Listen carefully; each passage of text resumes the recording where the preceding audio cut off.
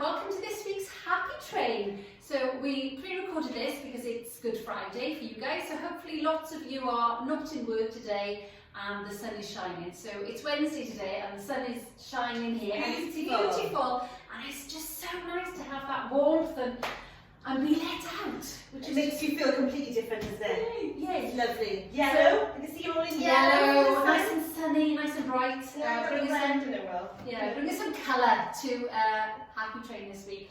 So we wanted to chat to you about your plans for Easter and what you're going to be doing with your family. So as you know, both of us have children. Mine is slightly younger than Tracy's.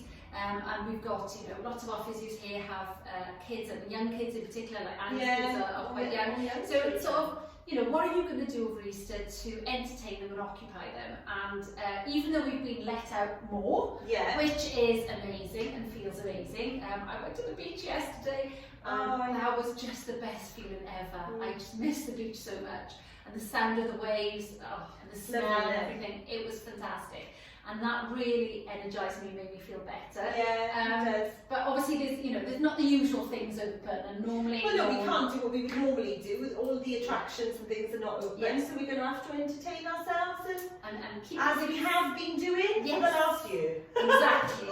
Exactly. So hopefully, it's going to be a bit easier.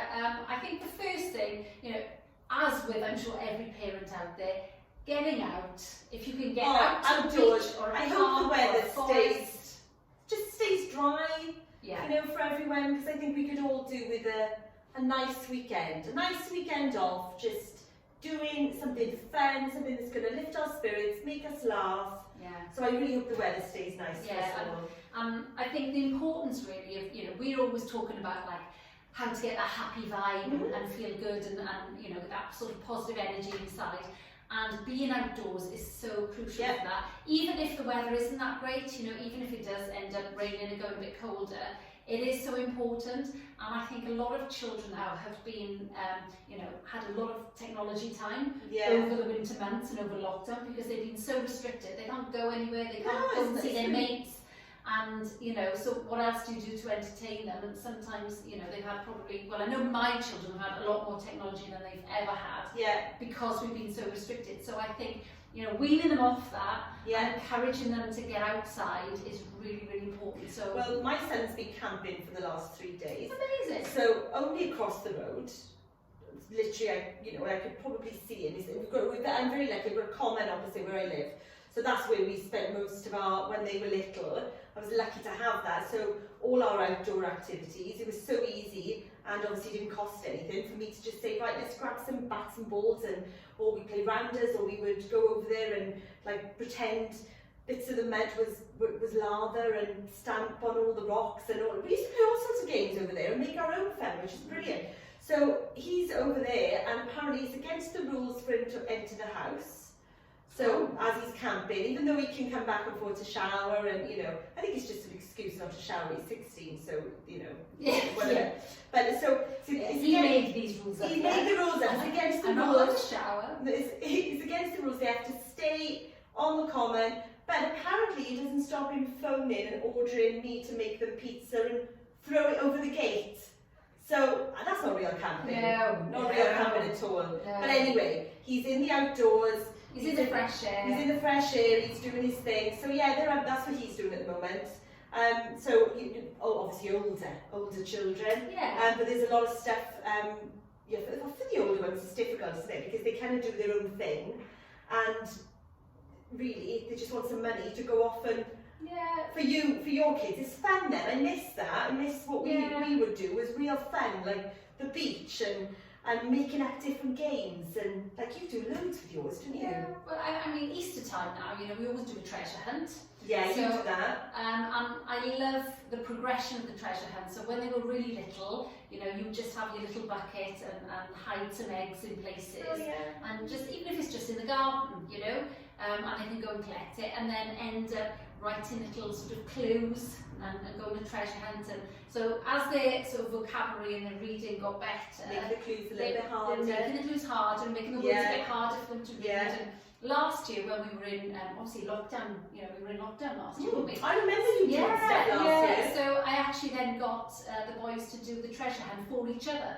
So they came up with the clues, they wrote the clues, they hit them, and that took ages because obviously they had to think of it and write it. Yeah. So it just entertained them for even longer. So rather than me doing it, I got them to do it. Good plan. So that was always a good plan. And you can make it more exciting now. You can hide it in the forest or down the beach, or you can go to places like that and make it a bit more exciting. So that's always a fun one. And then if the weather's not great, I think decorating little eggs is always good. So when you take an egg and you sort of put a pin in the top and bottom, you blow the egg out, and then you make little faces of all the family. I could never do that. No? Oh, I was terrible at it. But it just crack the egg. They crack the egg, terrible. But the kids could do it, so that was fine. Yeah, but there's loads of things you can do with them inside as well, isn't there? Like baking. And like they love doing cupcakes and things with all, and we would decorate them with like Easter, little bunny things on the top. Or use your Easter eggs. Use your Easter eggs, melt them down, do your cornflake cakes, your Rice Krispies, all of that. And you can decorate those in with like the little Smarties or whatever you've got in the egg. And you said hot chocolate as well, didn't you? Yeah. So we would melt down our eggs. So melt the chocolate and then add milk and have hot chocolate that way. So rather than using hot chocolate powder. And it's easy to get rid of the eggs. I know. People give you, my family, they buy my kids eggs, but they're older now, they don't really eat them, and then if they start looking at me, so, eat me, and then I want them gone. So I don't know. Telling all your family now that actually you end up eating all the eggs. There you are! Yeah. Don't buy it for the kids, because Tracy ends up eating them. Because you put them on the side and they're not really eating them. So you do things like that. Yeah, incorporate them into your cooking. And then that's another activity, particularly if it's raining. You've got an hour there where you're just doing stuff, you're getting rid of the chocolates, they're loving it. Yeah. And I think another great one, which obviously we mentioned only last week or the week before, was the gardening thing.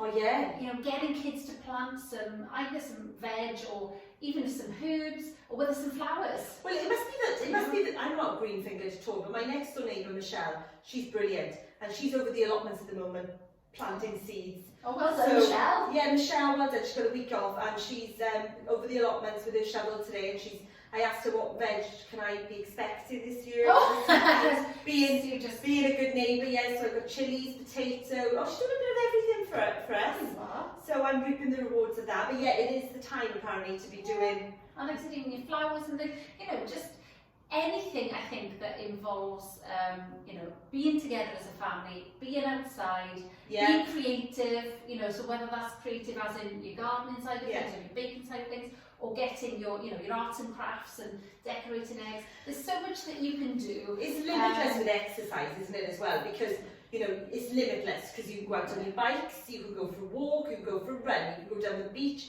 Because we've been so restricted. Skateboards, your skates, anything. There's loads of anything. So just get outside if you can, have fun. I think what's really good though is maybe planning it into your day. I think is really important because all these things are so good for well-being, not only for your well-being but for the children's well-being as well. And they've had it tough. They've had it really tough. So I think just making sure that you go right. We're going and doing this at 11 o'clock or 4 o'clock or whatever it is. Because otherwise, sometimes the day can go from you.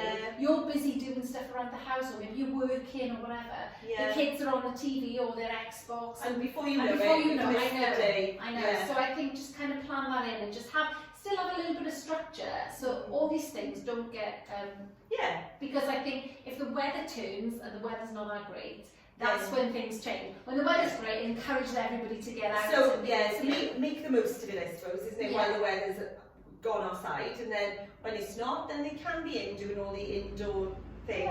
There's quite a lot to do with it. And what I find, even when we're like playing board games or things that you used to do as a child yourself, you kind of get that enjoyment. You kind of forget. You forget about play. You're so right. Every time you forget to be playful and. But I very rarely do it now. But then for me, it's like Christmas and times like that we'll sit down and play a game, or like I was with my family the other day, and we played cards, and I just thought I haven't done this for years, and you forget, don't you?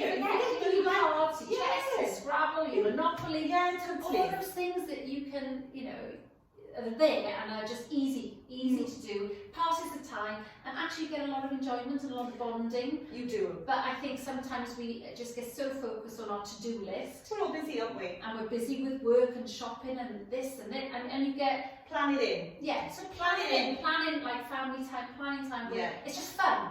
What do we do for fun? Even if it's, you know, asking Alexa to play dance music and having a bit of a disco in your kitchen. Love that. You know? But that's an every morning thing for Well, me. yeah, So I mean, that's how you start your day, that's how I roll. That's how I go. Which I love that. Like, I have a little bit of a boogie with kind of the music on as I'm cooking, like the kitchen. Take that? Always take that. But I love a bit of Queen, and I love a bit of Meatloaf.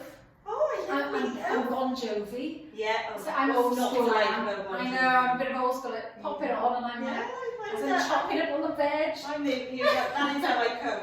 Sometimes I get really engrossed though, and you never know what's going to come out of the oven at the end of it, which happens quite a lot. So the only other tip I want to give you guys before we sort of leave now, because hopefully we have given you some sort of good tips for the Easter holidays, is if you're in a vehicle, if you're on a journey, maybe you're stuck in all the traffic going to the beach, as I'm sure plenty of people were. As you are. Obviously you've got your I Spies and things, but a really good game that I love to play with my kids is the appreciation game.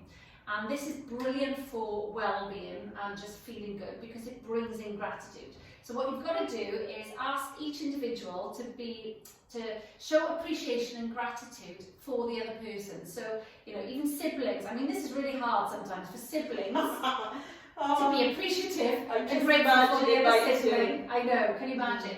But what it just brings out that extra bit of gratitude of, do you know what, I'm actually really glad that I've got a brother or a sister to keep me company, because some people don't, you know, they're on their own and they haven't got any company during this lockdown. Or I'm really appreciative that you made me that glass of milk. Or, you know, I'll say to the kids that I'm really appreciative that you helped me, you know, put the washing away. And that, you know, that meant that I didn't have to do it, so I had extra time myself. Or to, you know, read my book. Or it's a really good idea. Acknowledging each other, acknowledging those little things that sometimes, you know, get swept under the carpet. The tiny little things you appreciate for, like, you know, for Adam, for making me dinner, if you make food days, I really appreciate that, you know, I'm not cooking this evening. It's an opportunity to be grateful, and to show another person your feelings for them. Yeah. Which would be quite a nice... Yeah. It's uplifting them for the whole family. So that's another little thing that you can play anywhere. So even if you're stuck in traffic or... I'm absolutely loving around that. The table. I'm loving that game, but I think I may have to secretly film my children, because that would be proper TV.